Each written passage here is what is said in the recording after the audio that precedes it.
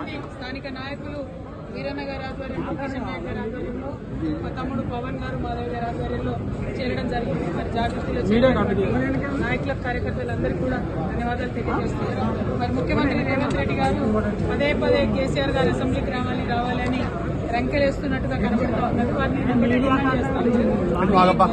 నిజంగా కూడా వాదన చేయాలనుకుంటే, మీకు నిజంగా కూడా చర్చ చేయాలనుకుంటే మీ పోలీస్ కమాండ్ కంట్రోల్ రూమ్కి మేము మహిళలు అందరం కూడా వస్తాం. మీరు చర్చ పెట్టండి.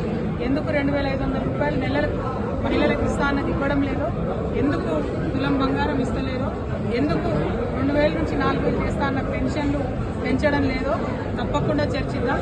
అంతేగాని చీటికి మాటికి కేసీఆర్ గారి పేరు చెప్పి మీరేదో డైవర్షన్ పాలిటిక్స్ చేయాలని చూస్తే తెలంగాణ ప్రజలేమో అమాయకులు కాదు. మీరు చేయనటువంటి విషయాన్ని ఖచ్చితంగా వెంటబడతాం. మీరు చేసినామని చెప్తున్న విషయాల్లో ఉన్నటువంటి మోసాన్ని కూడా ఎండగడతామని చెప్పి ముఖ్యమంత్రి గారిని నేను డిమాండ్ చేస్తా ఉన్నాను. Thank you. జై తెలంగాణ.